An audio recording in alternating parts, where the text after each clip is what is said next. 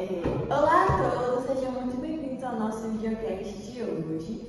E no videocast, como vocês já sabem, a gente fala sobre metodologia científica, né?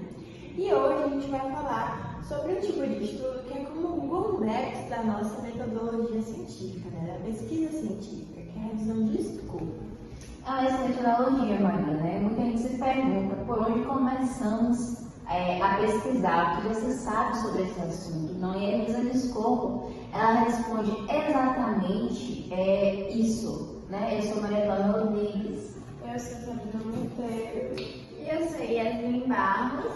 Eu sou Maria Eduarda Fonseca e o nosso objetivo em 10 minutos é conseguir ensinar a vocês por que a revisão de escopo é muito relevante para a ciência e vocês entenderem, né, o que é essa revisão de escopo.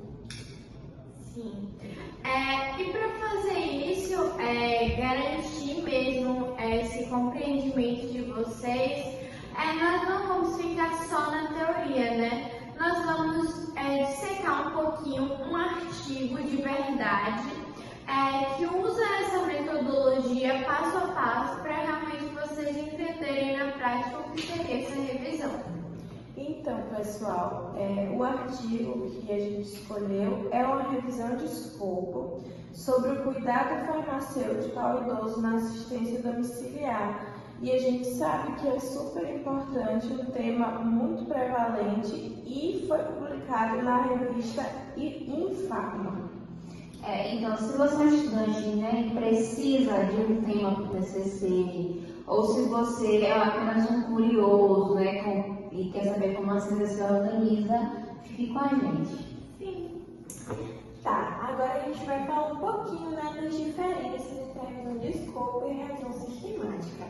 Sabrina, vamos começar com essa famosa dúvida, né? Qual é essa diferença entre a revisão de escopo e a revisão sistemática? Então, é um excelente ponto isso, gente. As duas são revisões de literatura, porém elas têm objetivos diferentes. Pense que a revisão sistemática ela é como um funil bem estreito. Ela vai filtrar com muito mais precisão. Porque o que acontece? Ela quer responder uma pergunta específica e objetiva. Por exemplo, a vacina X é eficaz para prevenir a doença Y? Ela foca muito na qualidade dos estudos para dar uma resposta definitiva. E por isso ela é muito usada na área da saúde. Exato, Sabrina. E aí, em contraponto, né, a revisão em escopo, ela é como uma rede de pesca larga. Então, a pergunta é mais ampla, né? Ela não quer uma resposta única, ela quer saber o que existe ali por trás, quantos estudos há, o que eles pesquisam, quais métodos usam, onde estão as lacunas, ou seja, o que ninguém está pesquisando mesmo. Então, resumindo, a sistemática avalia a qualidade para responder uma pergunta específica e a de escopo mapeia a quantidade de características para entender o panorama geral. Perfeito, Lívia. Então, por isso, né, a revisão de escopo, ela é uma ferramenta ideal quando o assunto é muito novo, né, quando ele é muito mais complexo, ou ele não foi revisado. Então, é o primeiro passo, né, um mapa que vai guiar futuras revisões sistemáticas. Bom, falando mais um pouquinho agora do artigo na prática, né? Yasmin, pode começar. Tá. Então, vamos para a prática, galera. O artigo que nós escolhemos é um exemplo perfeito. A Duda, eu queria saber qual foi o ponto de partida das outras autoras para esse artigo. Então, né, o ponto de partida ele foi a pergunta e a pesquisa, né? A pergunta delas foi: quais os serviços promovidos para os farmacêuticos para idosos na assistência domiciliar? Então, foi uma pergunta ampla, né, de mapeamento de eficiência e de eficácia. Então, pessoal, para estruturar essa pergunta, né, para o estudo ele ficar bem organizado, elas usaram a estratégia PCC, que é P de população, que nesse caso do estudo são idosos, C de conceito, que nesse caso são os serviços farmacêuticos prestados, e C de contexto, que nesse caso é assistência domiciliar. E TI, é claro que permite que as bases da busca sejam mais focadas e afunilem mais os nossos objetivos. E que busca, né, que vocês fizeram? Isso mostra que eles pesquisaram 6 bases de dados, como por exemplo o PubMed, o BBS, os Scopus e etc. Além da literatura cinzenta, com o Google Escola. E isso é crucial com essa metodologia, porque o que a gente faz? A gente garante que a gente tem uma abrangente, né, uma revisão abrangente, porque a gente tenta capturar tudo que foi publicado ali sobre aquele tipo de tema. Sim, e é a partir daí que vem mesmo o funil de seleção.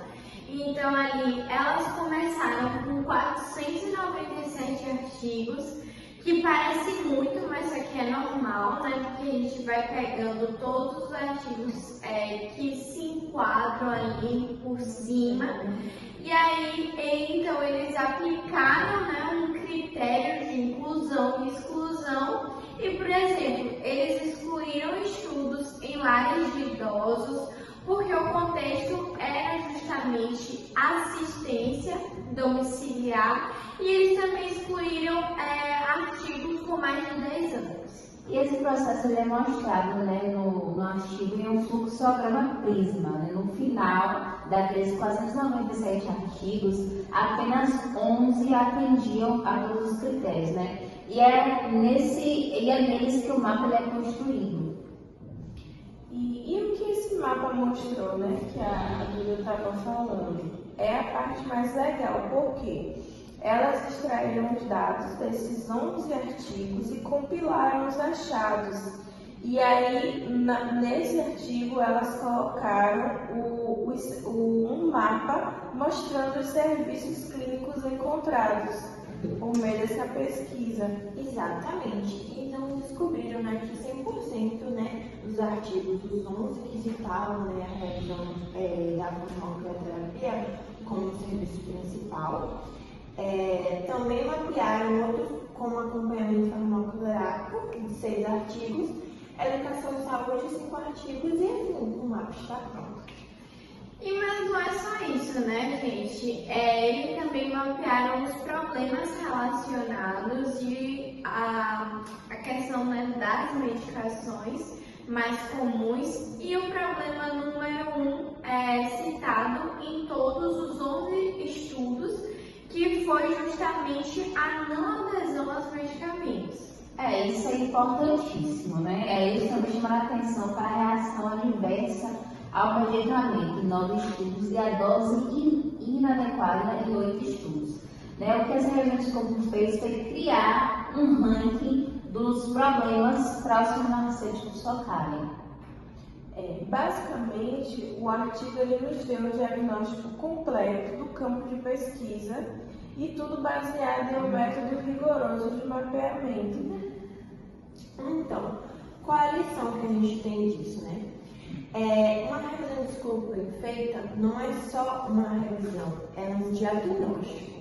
Sim, e ele cumpre com o papel mesmo de estimular o pensamento crítico ali no indivíduo. Então, o próprio artigo ele conclui apontando uma lacuna gigantesca, na verdade, que não foram encontrados estudos nacionais, ou seja, no Brasil, no nosso país, nas bases de dados. Então, a gente vê realmente que é necessário pensar sobre isso e trazer mais estudos com esse intuito. Então, né, pense no que isso significa. Esse tema ele é vital, né, mas ele parece que no Brasil não estamos pensando tanto nisso, né, ou seja, não estamos publicando em locais de impacto. Então, isso é um convite direto, né, para as novas pesquisas, para poder ter um TCC, né, de quem está assistindo. E é por isso que a metodologia científica é fantástica, né? Não é só sobre regras chatas e que não têm aplicabilidade no cotidiano.